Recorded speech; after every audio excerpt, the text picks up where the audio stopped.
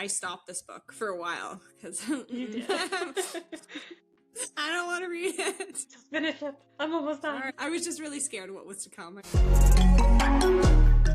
Hey page turners, you're listening to Pages Across the Prairies, your virtual book club and place to share the whimsy of reading. We're your hosts, Adriana and Christine. And we're so glad you're here. Hi, welcome back to Pages Across the Prairies, your favorite book club. Today, we are discussing The Mad Wife by Megan Church, and this is our spoiler-free version. So we will have another version out that's spoiler-full for if you've read the book, but this one will be spoiler-free just to let you kind of know if you want to read the book, give you an overview of it, and maybe some cool tips. Perfect. So let's jump into a summary. All right, so The Mad Wife is an unsettling psychological historical fiction that follows a 1950s suburban housewife who has spent years attempting to shape herself into the ideal housewife and mother. She aims for a content husband, a spotless home, and the neighborhood's best gelatin salad. After the birth of her second child, she carefully maintained mask begins to crack under the weight of traumatic memories, exhaustion, and the unspoken pressures placed on women of the era, and I mean even to this day. True enough. Yeah. So that's a pretty thorough summary, I think. Yeah, this book has been such a hot topic. It actually came out November 2025. It's really, from what I can tell in all my book groups, really, really popular right now. Yes. I'm seeing a lot of rave reviews for it. So this was one that it just kept showing up, and I was like, let's read it. Perfect. I'm so glad you suggested it. It's the book everybody's talking about, so we're here to let you know if you should read it or if it would be the book for you. Perfect. So the genre of this one is historical and psychological suspense. Yes. I did see somewhere, I don't remember the words exactly, but it was something like domestic fiction or something, which I thought was a cool. Yeah, I'd seen that on one of the sites that talked about this book. I've never heard of that topic before. No, I'm going to have to, I assume that I've read some, but I'm going to have to read a little bit more about that genre. Maybe it's a little bit self-explanatory, but I thought it was pretty cool. Yeah, it's a new one that I kind of want to dive more into. Mm-hmm. Okay, so first off, does this book remind you of any other books? Well, the whole book gave away what other book it reminds me of, but it is so... The very first quote? Yeah. It is so closely linked to the bell jar. Yes. That's the big one that Absolutely it reminded agree. me of. And it kind of reminded me of just The Silent Patient in a couple ways. That's interesting. Is it just the mental health? Yeah, it's the mental health, and honestly, the title of The Silent Patient made me just think of this book because she has to be silent in her, I don't know, internal traumas. Okay. Yeah. I can see that. Okay, so for me, and I've meant to discuss this with you for a while. Okay. It reminds me of The New Year's Eve Murder by Leslie Meyer. So that's one of our Lucy Stone mysteries, the very first one that we read together. Yeah.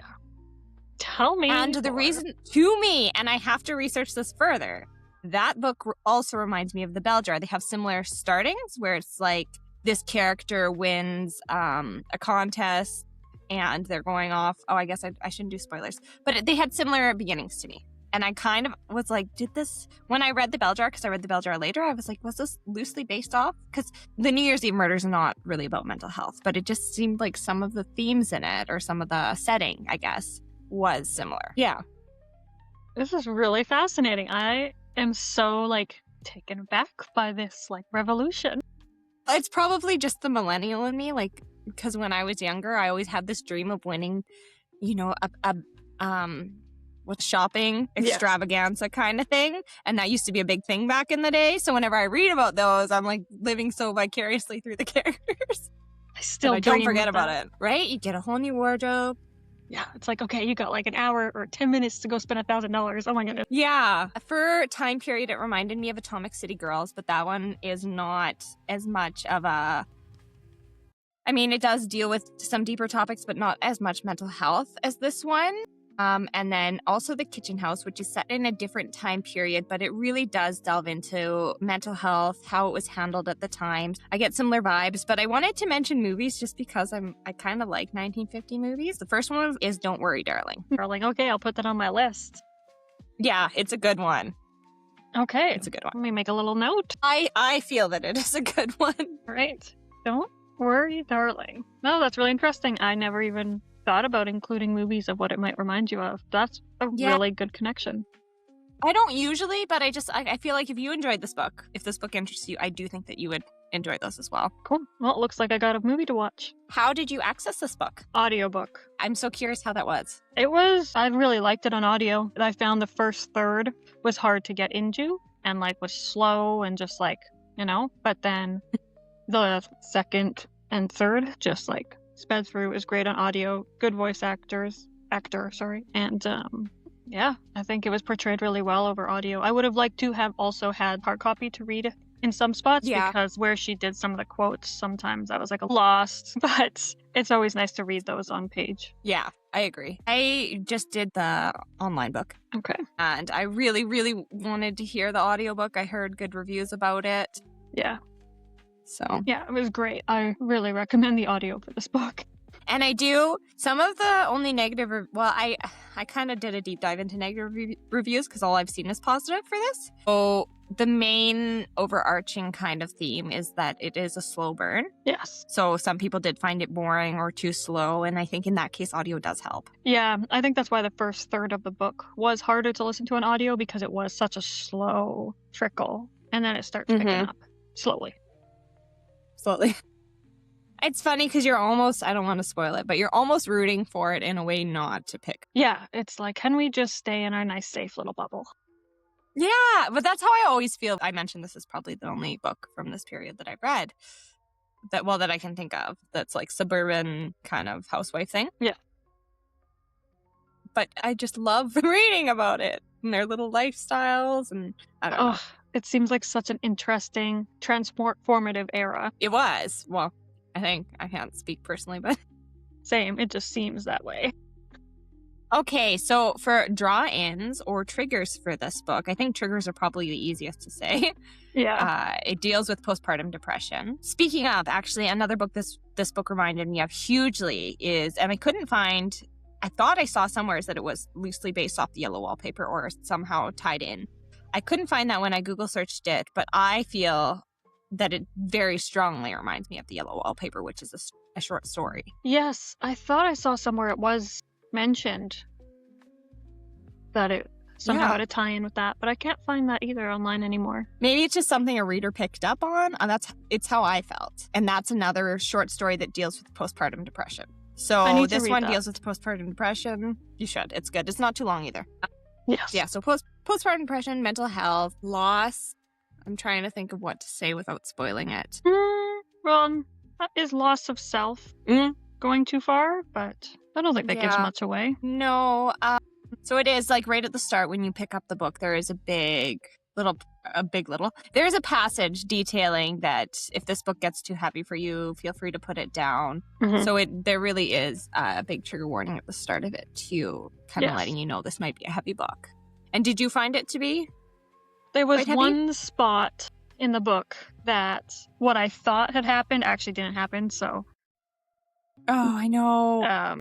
I told you I was so on eggshells this whole book. Yeah, so there was the one spot, but otherwise, I understand why the trigger warning was there, but I personally didn't need the trigger warning. It was very heartbreaking in some spots, so I can see why it was put there. Very heartbreaking. I think if you've ever been in a position where you don't have autonomy, it might speak to you, and it might speak to you heavily. But yeah, I don't think I really needed the trigger warning either because it made me anxious. I stopped this book for a while because you did. I don't want to read it. Just finish it.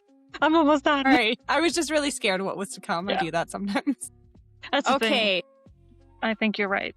It definitely built up more than what actually happened. Agreed. And I think sometimes that's done intentionally. I don't know if that was done intentionally here. Maybe. I don't think so. So for draw-ins, if you're really interested in, the 90s housewife, mental health during the time, women's health in general, and how it's been handled throughout time periods. If you're interested in the Bell Jar or Sylvia Plath. I'm trying to think what other draw-ins. I mean, I do find even though it's set in the 50s, it's still in some ways relatable today because people remain people. Yeah. Motherhood. Honesty through motherhood. I think another theme is just life. Yes, that's very true. Grief and the stages of grief and how people come to cope. Yeah, exactly. I think that sums it up really well. Yeah, but overall, I mean, that there were a lot of things that I enjoyed, but just for a little glimpse of the 1950s, I loved that. And their jelly salads.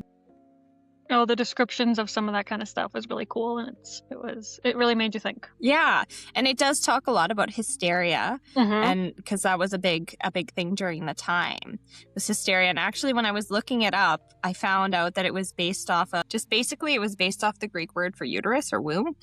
Great. Yeah, that word. So like, it's very, very a very feminine thing. I don't know if I appreciate that connection. I personally do not. Okay, yeah, hysteria meaning uterus or Seems rude. And the Egyptians also, ancient Egyptians used to call it the wandering womb, because there was this impression that the womb could wander throughout your body, and that was what was causing your hysteria. Terrifying. So My goodness. It's very focused on female mental health issues and what they were during the time period.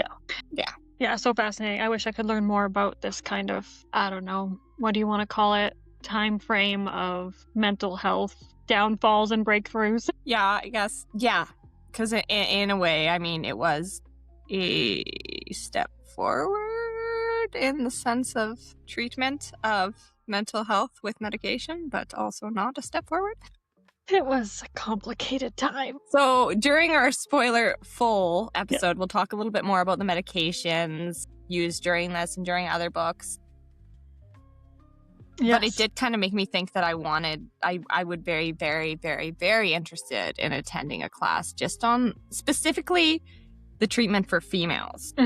Yes. Like the medical treatments done for females suffering mental health ailments throughout the time periods, because it's fascinating. Did you mention was it hysteria there's a class on? Or what was the class on? There's this class at the university next fall that I wish I was a student for, because it's all about madness. Okay. Like the history of madness. And I am so unbelievably fascinated by the history of science, and hand in hand with the history of mental health and madness and whatnot, that I'm just like, oh, how can I get into this class?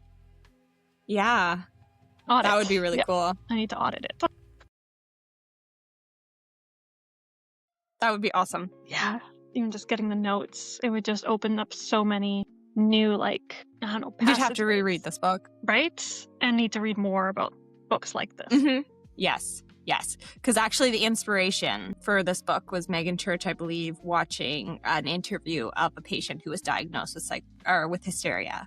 And it was one of those medical documentaries done for the purpose of, other medical practitioners studying it.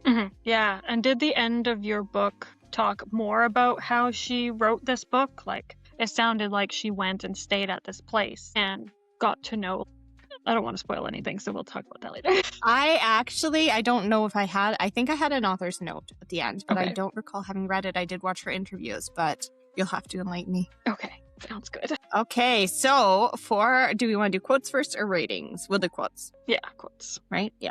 Something else I wanted to mention, though, before I forget. If you do read this book, one of the songs, because we like to talk about playlists or anything, any fan fiction or anything related to the books that might help you delve into the world a little bit more. The song that Megan Church was listening to while she wrote this book that was really big during the time was Billie Eilish's What Was I Made For? Do you know that one? I don't know it, but I did hear that, and I meant to. You did? I meant to listen to it. I have it downloaded on Spotify. You should listen to it. It's really sad, but it was really big at the time, and it was played during the Barbie movie. I don't know if you watched that one, but it really fits the theme. And she said any like Billie Eilish songs and the theme of ghosts. I think she said a couple times that this book's like a ghost story without the ghost. Yeah, so you basically read the author's note at the end, just in a different version. I had her read it to me. Perfect. Yeah, it is very haunting. So yeah, super haunting. Yeah, I do recommend listening to that song if you're going to read this book. If you like the theme of that song, recommend this book. All right, for quotes. Yes. I do have a lot, so I'm going to have to kind of, what's the word? Choose the better one. Okay. I don't know. I like a lot of them. There was a lot in this book, and there was one I found that I typed on my phone, but I can't find it in my notes anymore, so that's sad. Maybe I have it. Probably, I hope so. Well, I get a little, when I can just highlight, Mhm. I get quite quote happy. Yeah, it's hard when you're on audio. That's the one huge downfall of audio is you can never get the quotes Oh, it's so hard. quite right. And I always want to get the wording the exact same. Exactly. This is a quote. Exactly. Okay, do you want to go first or shall I? Well, I have 3. Okay. So maybe Let's we hear. have some overlap. All right. So my first one is life is a continual process of letting go. Second is True, but sad. I know, but it's true. We have to let go of everything. Our past selves, things we find, little pieces of ourselves. Yeah. We're constantly letting go. All of us are evolutions of ourselves. So Ooh, I like that one. kind of goes hand in hand That's a with the good first one. one. And that one really makes me think like, okay, yeah, we are always evolving. Or are we devolving? Maybe Sometimes. Maybe sometimes. And then last but not least, they say women forget, but we don't. We tuck away the throes deep in our bones, forever carrying the memories in the recesses of our bodies. That goes hand in hand with the book we're talking about, The Body Keeps Score. Yeah, I keep thinking about that title. And I'm like, no, it's okay. We have other ones to read. I say that, but I don't mean it. Okay, that was the final one. That was 3, right? That's it. That's all I got. They're good quotes. So a lot of mine had to do with more imagery. There was one, I'm Beautiful. not going to read the full thing, but it just talked about wooden planks on the floor and how they would creak. And it said, as if history cried out with each movement, which I thought was really pretty picture. Wow. Yeah. Okay. Sometimes we forget that dreams and nightmares are 2 sides of the same coin. Yes, so true. We were all nearby one another, close enough to lend a hand, yet far enough apart to blanket ourselves in the illusion of isolation. That one is so true. Oh my goodness. I'm so guilty of that. Right? Because I don't live in a huge city, but I sometimes when I drive through bigger cities and I see all these apartment complexes and I think about all these people living their own individual lives, but you're literally next door to somebody, but you can still feel so isolated. It's crazy. The pills pushed me beyond the surface of myself, so I floated through my days, watching my life unfold on a shore too distant to reach. Yeah, that one I kind of remember. I know that I might have felt that way on some medication in the past, so it's very true. Yeah, I just felt like it was a truth kind of thing, so. She worded that really well. Yeah, a good way to express it, like, Yeah. how it's like you're still there, but somehow not. Exactly. The hot summers, the humidity so thick, it felt like walking through a Jell-O salad. Never felt like home to me. Good imagery, my goodness. I had just never thought of humidity as Jell-O, but it just gave me a whole new perspective, and I love it. Amazing. Okay, so I think this one is a little bit funny, and I just want to add a little context to it after I read it. The day Mother's intuition was being handed out, I must have been absent. Which I felt like, because I mentioned that I feel like sometimes this book speaks a little bit of truth in motherhood, and not that it's such a beautiful experience, but I feel like sometimes at some point everybody kind of feels like, oh, am I doing things right? Or, do I have mother's intuition? Or, And so I just thought that was a very honest moment. Yeah, that's a really good one. Okay, and then here's another one that goes hand in hand with that one. Maybe they felt the same things. Maybe I wasn't alone in all of this. Maybe I needed to be the one to speak up, the first to say something, to refuse to remain silent. But what if I was the only one? Yeah, it's a scary thought. It's like that for a lot of things in life, Everybody might be suffering, but what if you really are alone? Yeah. I guess that would be the worst part, is if you find out that you are. Yeah. Which I don't. I mean, the world's pretty big, and now it's a lot more accessible that you can find somebody sitting in kind of your corner. But I was reading something today. Actually, I had sent you that post from that one person just about her privilege or whatever that she said she had. But she had another one that showed up today in my newsfeed, and she was talking about how she is on antidepressants and how having somebody speak up about that around her made a huge difference, because she was, I don't want to put words in her mouth, but it sounded like judgmental of it prior. And, so sometimes having somebody speak up and be honest about things, or be honest about their situation, because not everybody's situation is the same, but it can help. Yeah. Talking about it and making it less of a, tucked away subject really helps, I think, in the long run. Yeah, and I feel like for the 50s, a lot of it was kind of tucking away and pretending to have this picturesque, This whole book was like that, saying this is how life should look like. Yeah. All right, so ratings. Yes, so I went onto my notes today, and I lowered my rating. I don't know why, mine as well. but now I'm at 8 out of 10. You're at 8 out of 10. High praise. Where were you before? I was at 8.5, and then nah, it's at 8 today. 6.5. What? My goodness. We've never had this big of a gap. No, we haven't. That's why I'm surprised. I was at 7, and then I read some of the negative reviews. Because I think I just love books. When I finish a book, I'm like, this is the best, not the best book, but I'm like, this is great. Awesome. Love it. Sometimes I need a critical thinker in there. That's why very often when we go through the spoiler full, I'll lower my rating. Sometimes I raise it, but I think every book is just fantastic half the time. I'm sorry. You shouldn't listen to me for reviews. No, you should. You should listen to me. You should. I appreciate books, and I like to rate them higher. And I always kind of come out 8 being like, oh, every book's an 8. So yeah, it's a nice number. It is. I feel like if you write a book and you put work, like I love a book that does research. Yes.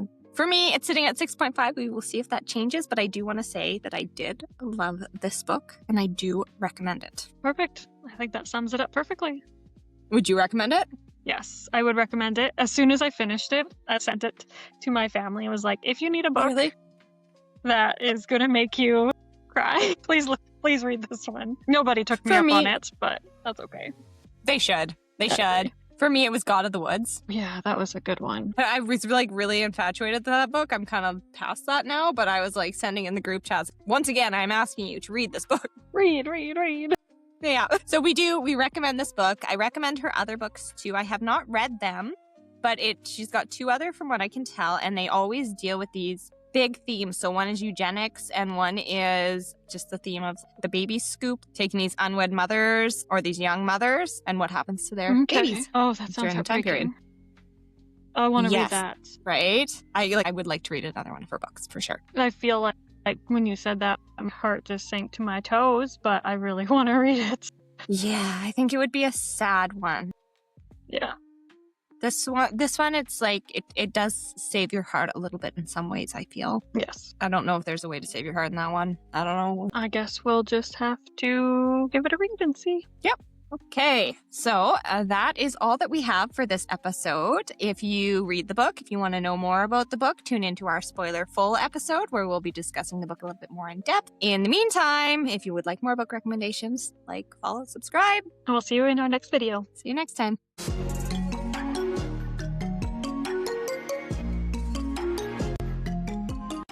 Thanks for flipping through Pages Across the Prairies with us. Until next time, keep your tea warm, your bookmark handy, and if you enjoyed today's chat, like, share, and subscribe to join us again.